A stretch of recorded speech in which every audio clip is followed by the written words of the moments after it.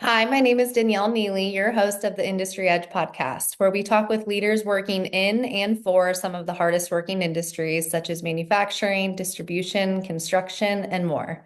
This episode is brought to you by KNC Marketing. KNC is a full service marketing agency that helps B2B industrial companies grow their brand and increase sales. They serve as either a fully outsourced marketing partner or supplement in house marketing teams.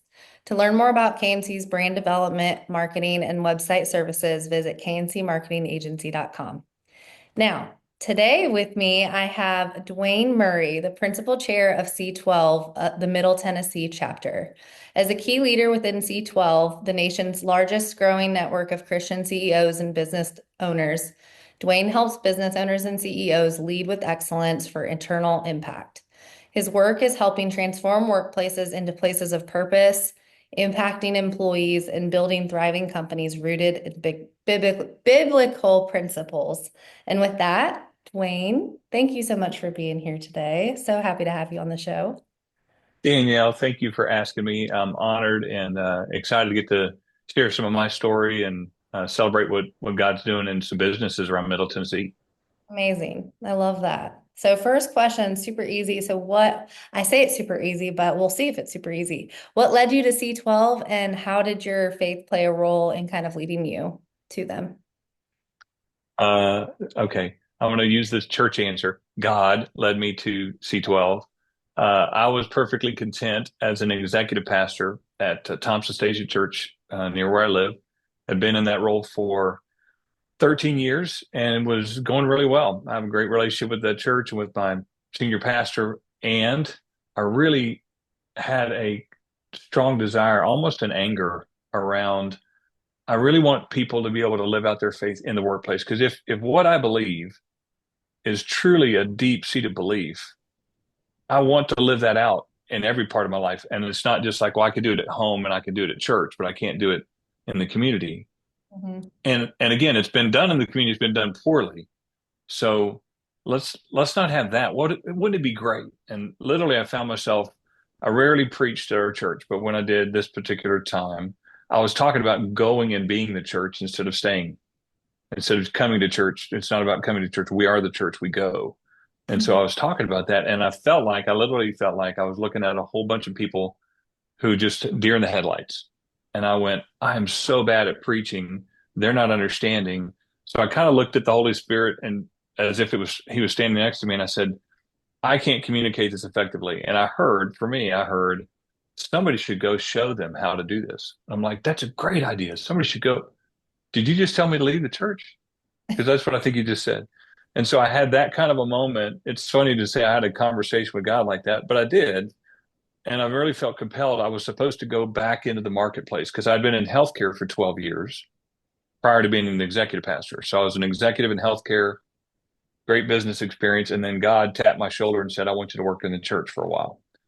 I thought it was until I retired. And then I found out now 7 years ago, it was until he showed me this. And literally, I left my role at the church in February, quasi left. They kept me part time all the way through till April of the next year. And during that time, I was starting a consulting practice. I thought I would do strategic planning. It's a strength that I have in business. And so I was going to use that as a strength.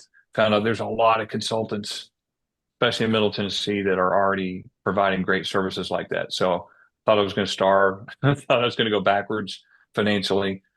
And instead, I met my now business partner, Dewey Green. And we've added another partner, Alan Powell. And we've added 7 more chairs to this market, and we are thrilled to just serve and support leaders. That's what we do. We find CEOs and business owners who want to have a great business and they want to do it for a greater purpose, and that's what we lean into. I love that. And you mentioned something, so it's something that people don't talk about, but it's so true of why we feel like this could be a part of our home life, this can be a part of our church life, but why do you feel like people feel like they can't bring it into the workplace? Because it isn't a very common thing that you hear, and I think that that's something wonderful that you guys are doing is that you're showing leaders how they can incorporate it in the right way. But why do you feel like people have that fear? What you're Well, we've seen it done wrong. We've experienced it done wrong to us. So an example of that that's really easy, right, is where somebody comes into the workplace and in all other ways, they're unkind, they're not a good person. Then maybe they're in a role that they have to be mean, is what they thought. And all of a sudden, then they start wanting to talk about Jesus and inviting people to church. And the duality of that, people are like, I don't want any part of that. Mhm. So they've seen that happen enough. They don't want to be that person. And so what they say is, I can't share my faith at work, or I can't even talk about Jesus at work because that's weird for people. Mhm. Well, where I got to and what I try to help people with is we talk about the smaller and in retro and comparison, we talk about the smallest things sometimes and are thrilled about them. Like, went on a great vacation. We tell people about that. We have hobbies that we can't wait to talk to people about. Well, if I have a relationship with the eternal God through Jesus Christ and I interact with him, which I do on a daily basis, and every weekend I take time to focus on him, I'm going to talk about him. Mhm. And one of the leaders that I serve, when he hires on employees, they've applied, they've been accepted, they've got their benefits package, and he's the last person to meet with them. And he says, hey, before you start coming to work here, I want to be sure and be clear. I'm going to talk about somebody all the time because they're my favorite person. They give me the best ideas and quotes and principles, and they're just somebody I'm in love with, really. And it's not my wife, it's Jesus. So if it bothers you that I'm going to talk about Jesus a lot, I just want you to be prepared. It's coming. Now, you can, hey man, I appreciate that you love Jesus, but I'm not in love with Jesus and I don't want to talk about it. Great, I'll back off, but just know that it's going to come out of me. And I think that's what we try to encourage is what is in you should come out. Mhm. Coca-Cola Bottling Company, and this is the distributor, not the owner of the syrup. Okay, so one of the distributors, 14 different states, 17,000 employees, and they talk about with their employees, we want you to bring your whole self to work. So we don't want you to check your brain at home. We don't want you to check your fun activities. We want you to bring your whole self to work, including your spiritual life, Mhm. whatever that is. And so Mhm. please come to work with your whole self, and we're going to give you space to be you here. So if that includes your spiritual life, we want you to have that freedom to do that. And that's what we try to invite and open up. I love that. That's amazing. What a also imagine somebody in that moment, they're like, they probably were not expecting that president or CEO to say that to them at the end. I feel like Yeah, also like, are you going to be a good you? And it doesn't mean that they're not going to be a good fit, but I think there's something about him being open about that in the interview yeah. that is so transparent and amazing, and I love that. That's awesome. So many Christian business leaders struggle with balancing faith and business. So how do you guys guide them through like making faith the foundation of their business and everything they do versus just a side piece? Like what are the ways and the tactics that you guys are your group are helping those leaders with? Well, we begin just by talking about the truth that if we are followers after Jesus and based on what we understand God says about life, God owns everything. I was just reading the other day, he owns the land, right? So if God really owns everything, then I have a responsibility to him for what he wants to do with it. And specifically, and then we begin to talk about the integration of everything. So we talk about for businesses where God owns it, we believe that he cares about revenue, he cares about the finances, organizational, the people, and he cares about the operations, how it flows, you know. But he also cares about the ministry side. In fact, we believe that the business as a whole is a platform for ministry. That in a specific industry, if you as a follower of Jesus are actually living out principles of Christ in that marketplace, you're affecting that whole industry.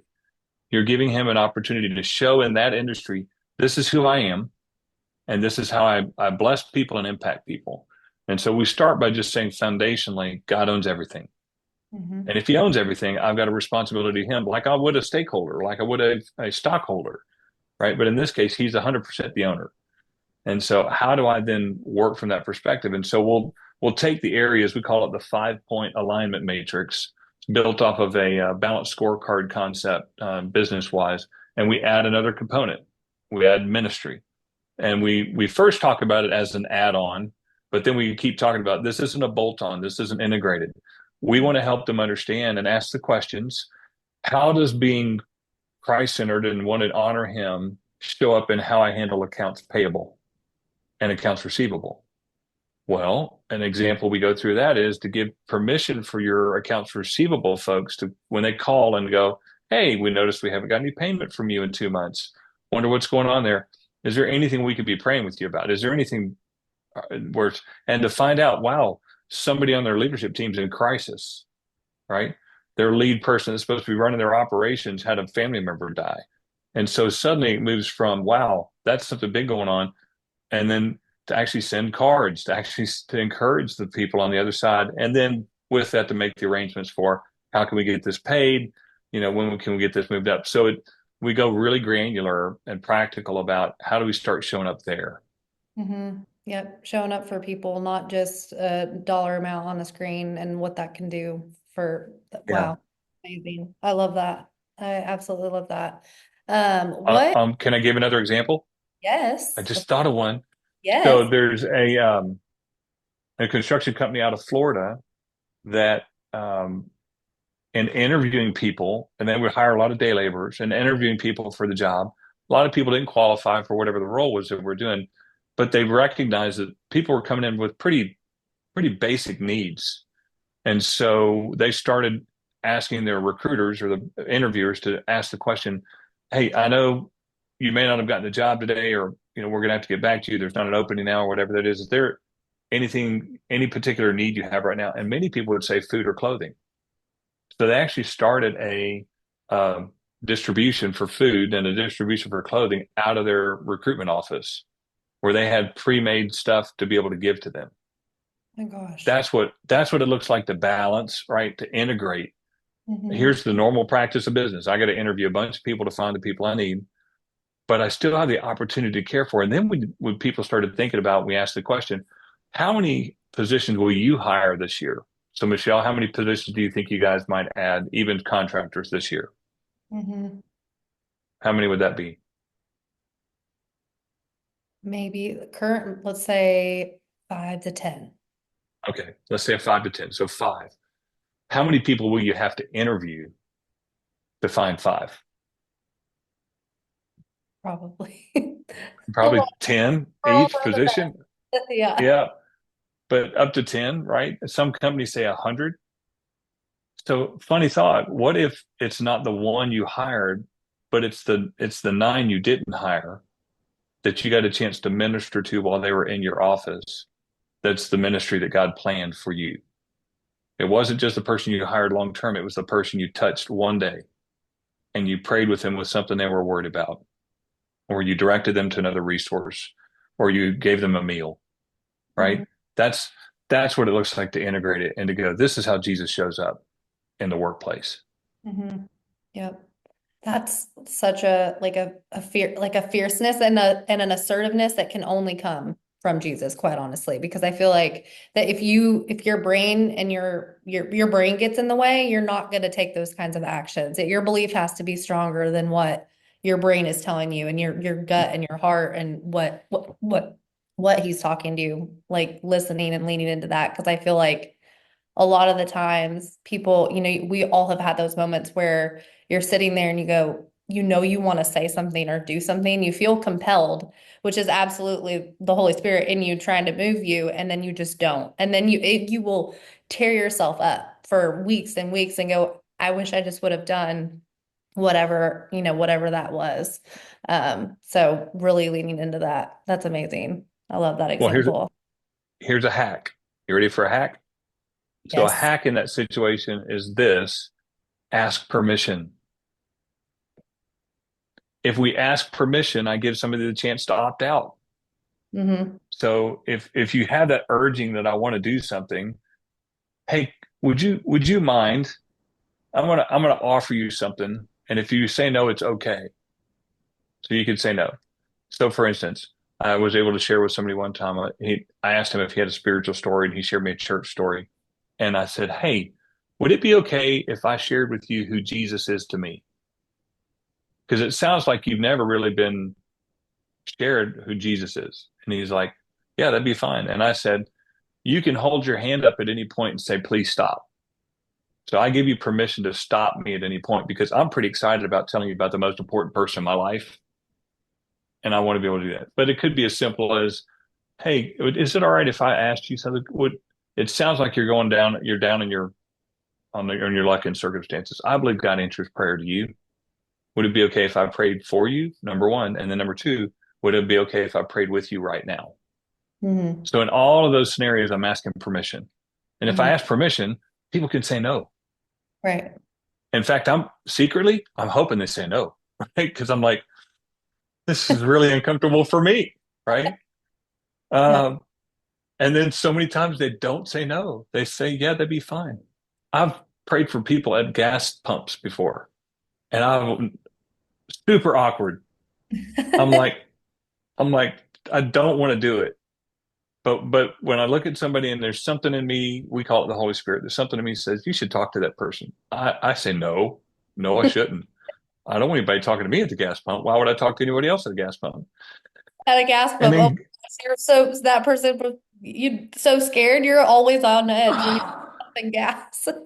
right? Especially if it's me, a guy, and it's a female on the other side. I'm like, I'm not approaching them.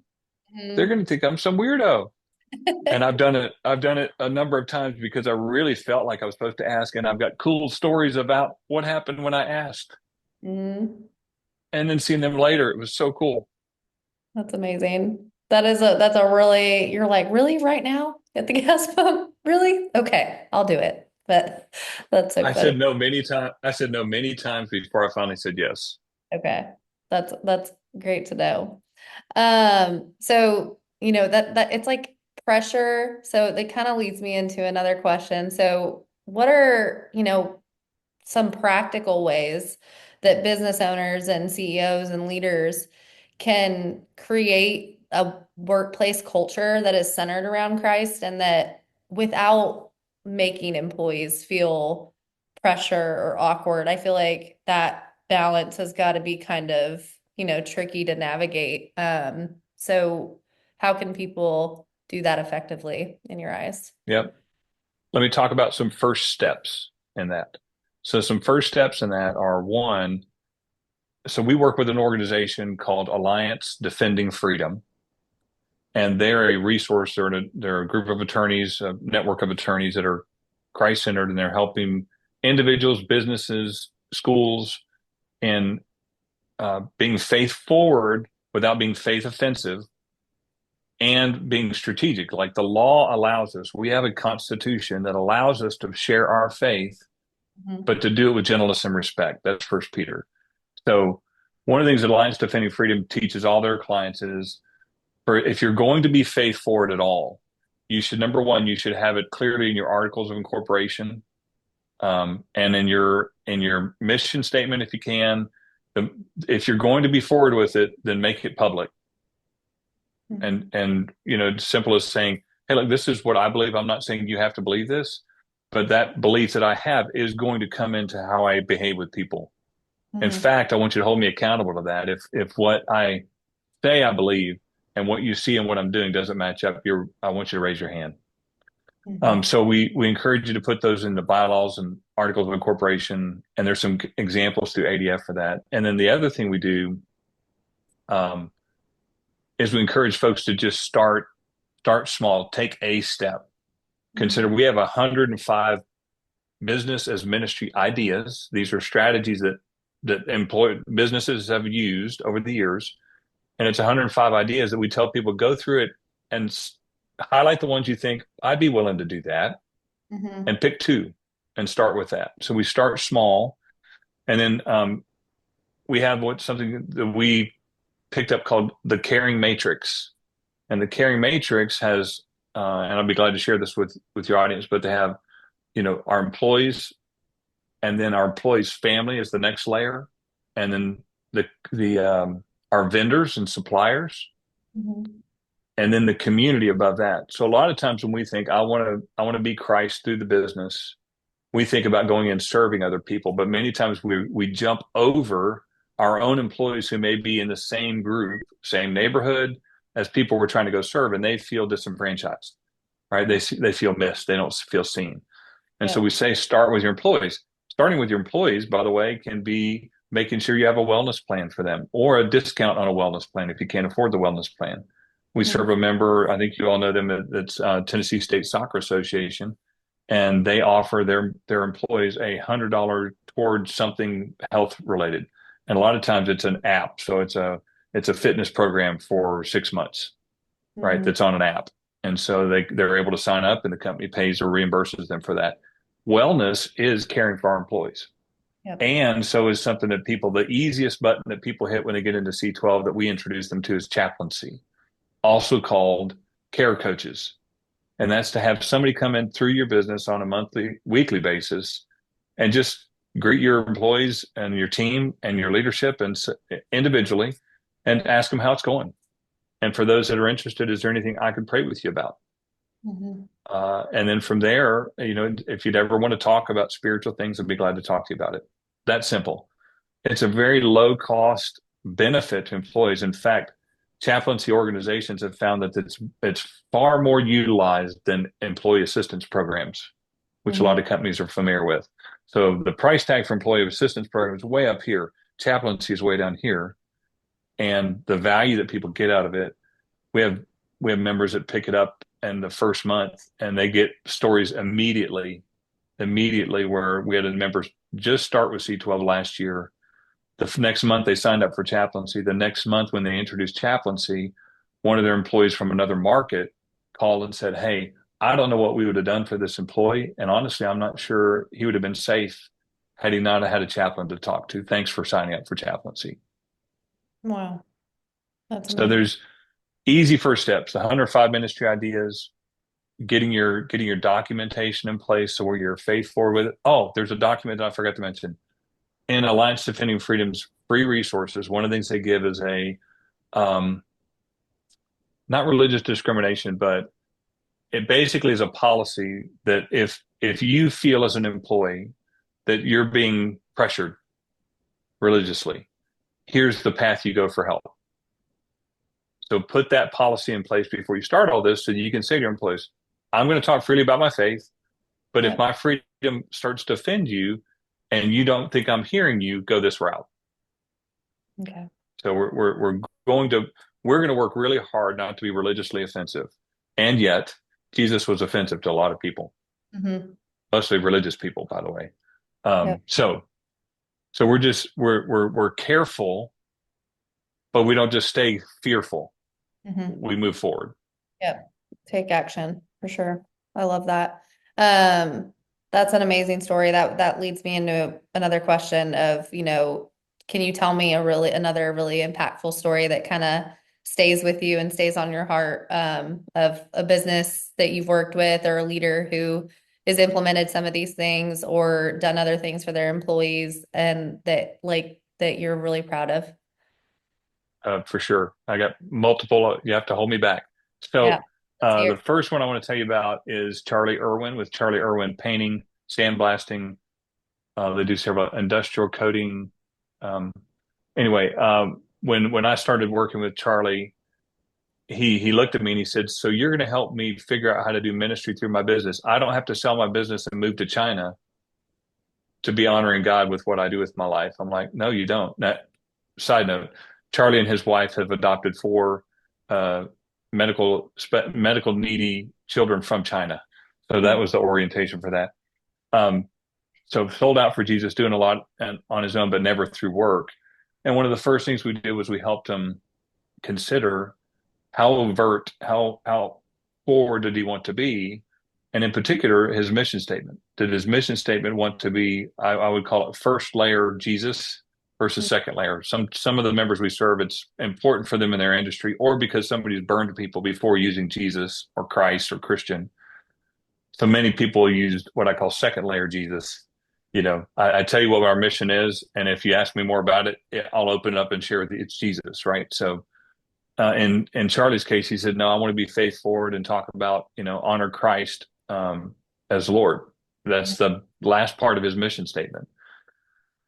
So one of the things they decided to do, they decided to hire on a chaplain. In their case, they hired a chaplain who also served as their HR coordinator. And who they hired is a friend of mine, Lewis Davis, who had been on staff at the church with me. And he ended up coming in and serving so great in this role, did an excellent job with the HR side. And when I say excellent, like they provide all their new hires with the opportunity to go through a budget to know how their paycheck is going to work with the rest of their budget and make ends meet. So Yeah. they get them on the right path of, are you going to be whole financially in this role? Because if you're not, it's probably not a good fit for you. They also do some great things around just providing them things like boots every year or providing them other resources. And then they invite them to this. They say, listen, can I share with you why we have honor Christ as Lord in our mission statement? I'm telling you about our mission statement anyway. Can I share that with you? Again, permission. And then if they say yes, they say, well, this is what we believe Jesus has done for all of us. And then they say, have you ever considered what that was done for you? And so they present the gospel. And in one particular year recently, they had 7 different people make a decision for Christ as they're onboarding to start working at the company. Oh my gosh. Right now, here's the data behind this. Not only that, but they started doing strategic planning, which is something we help guide members through every year as a business. And because they started doing strategic planning, they got really focused on several things. One of the things they learned was their attrition rate was like 47% attrition. So they lost 47% of their employees every year. And they said, that's no good. That doesn't honor Christ by doing that. So they dug into the details of that in some strategic planning, found out one of the issues had to do with some integrity issues. And so they rectified those, got some things in place. Now, 5 years later, their attrition rate's down in the 17%. By Wow. the way, the industry average for similar companies is in the 30s. So not only did they implement all these things that were Christ-centric and moving forward from that standpoint and inviting employees into that, but they've also been able to fix core problems because that's what we do. We focus on great business. Don't be Mhm. a bad business and then say I'm representing Jesus. That doesn't help. Right? Be a great business and then let your greatness in that be something attractive that people want to know what's behind that. Mhm. I don't think I can honor God by offering a poor quality service. So Right. that's somewhat we teach and instruct. So they've done a great job. They keep leveling up.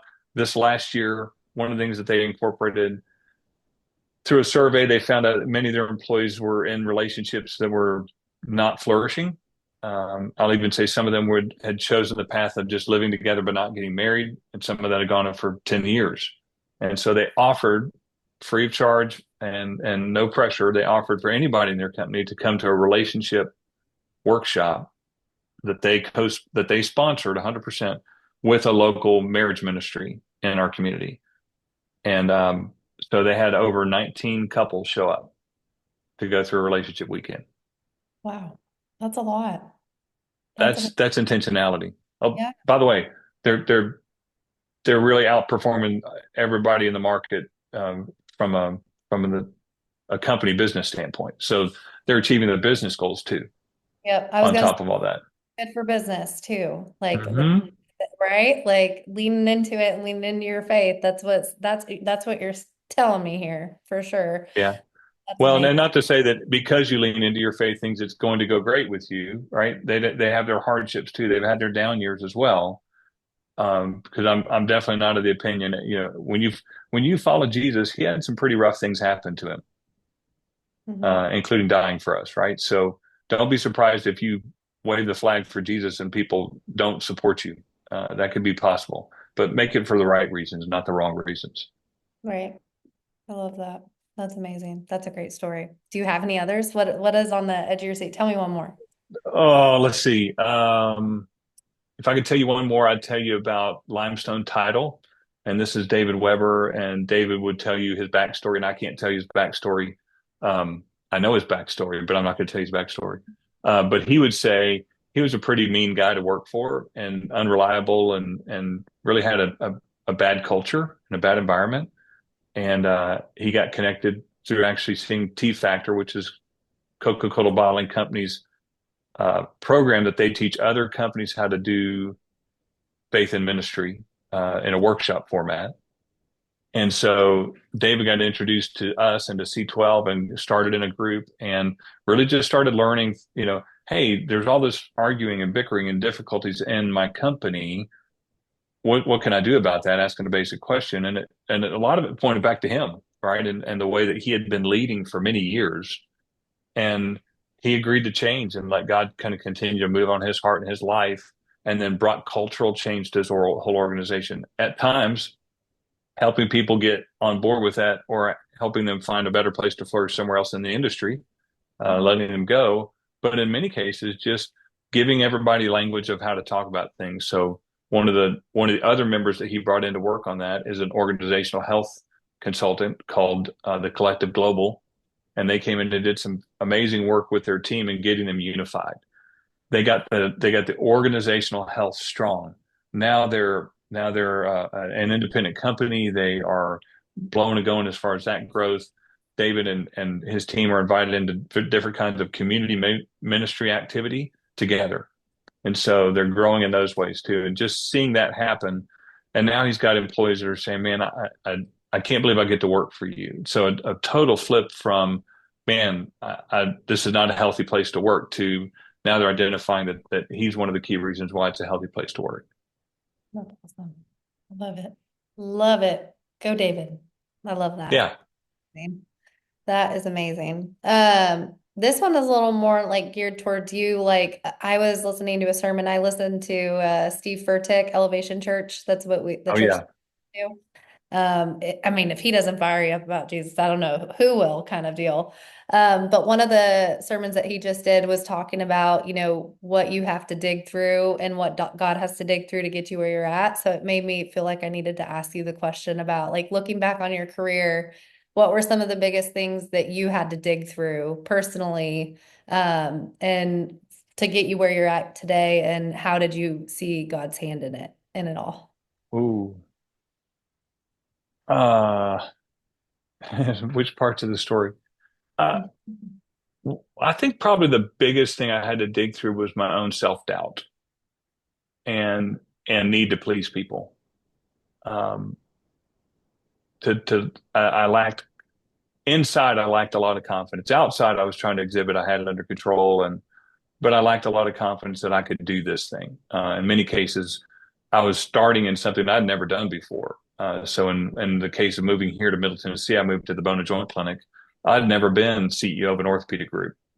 Now I'd worked with a bunch of other doctors, and I had reasons why they should hire me. But then when I got here, it was one of those things where it's like, well, I hope they don't find out I really don't know what I'm doing here, right? And so um, they gave me the opportunity to learn and grow in that, and supported me as I figured things out and learned. Um, uh, Usually the greatest hardships we have are people, right? The things we have to trudge through. There's barriers and obstacles. We had to go through certificate of need to get a surgery center built. We had to, you know, replace an MRI and have to fight with the local hospital about why we weren't going to hurt their business by us having an MRI, even though we already had one. And so there's fights like that which are more strategic, or even obstacles that are posed by governments or local agencies. Uh, but it's the fight you have, the struggle you have with people that underperform, or people who are really going through a personal life crisis or personal life struggle, and it's showing up at work toxically. Mhm. And so, how do I love somebody in that situation and hold them to a standard and expectation? So those ended up being the hardest experiences that I had along the way. The most sleepless nights, not wanting to hurt somebody, but at the same time not tolerating behavior that was hurting the whole team. Um, so that would come up multiple times. I think that was some of the hardest. And then when I moved out of after being CEO of the Bone and Joint, I moved into the role of executive pastor, and in that did a lot of care work, a lot of shepherding and serving people, and the hardships that people would go through, some by their own demise, their own choices, and some never chose it, right? But they just ended up in a really, really hard place. And realizing that God wasn't asking me to fix their problems. God was asking me to walk with him as he was with them in their problem. Mhm. And It took me a long time. I had a lot of attempts at trying to carry somebody else's load, and I couldn't. Trying to fix somebody else's problem, and I couldn't. To finally get to a place where realizing only God can do these things, and I just get to be a good witness to what God is doing in people's lives. Mhm. And untimely deaths, are obviously one of those things that happen. Divorce, betrayal, just so many things that people get hurt by, and addiction. My own struggle with addiction, and then other people's that have struggled over the years. And how do we overcome that in a way um, that honors God, but ultimately chasing our freedom? And Mhm. so all of that was the things I've had to trudge through. Any of those I could double click on and we could talk further about, but Yeah. realizing I can't do it, Yeah. trusting God that He's the one who can, and then also working hard. I mean, striving. Paul said, "I strive." I press on to reach the goal to which God has called me heavenward. So there's an intensity that I had to bring to it as well. And then at times I just had to rest in it. Only He can do it, and He did over and over again. He does over and over again. We Yeah. watch miracles every year. That's one of the fun parts of business is ministry. You talk about a simple way for people to start. It kind of blows people's mind to say, "Hey, what is it that's going on in the business that we should pray about together?" Like God is expert at revenue. He's expert at balance sheets. He's expert at relationships and sales. So where's it stuck that we need to ask God to help you have a breakthrough, and then to show them places in the Bible where that was a business issue that God intervened on. And so Mhm. to invite people to go, let's pray about that. Just like we would with personal life issues. Let's pray about that and see what God does. And to see people come alive to, oh my goodness, God cares about the business. And I can ask him to do stuff. There's places and times I ask God to do things and he doesn't do it the way I think it needs to be done and I get hurt. That happens too. Yep. With the reality of you know, God decides what happens and doesn't happen. He's sovereign. I Mhm. trust him. Right. Yep. I love that. And you're so right about in God's timing versus the way that we expect it to come. Because one of my major things this year is patience, like practicing patience. It's and I have a full like verse plan for the whole year to kind of practice more patience. And my verse on it this month was better a patient person than a warrior, one with self-control rather than one that takes a city. And let me tell you, I had something happen this week where it was actually a podcast and the man was wonderful. He was a new person. And at the end of it, I realized I hadn't pressed record, which again, in the grand, Oh, I was like, this is terrible. What am I going to do?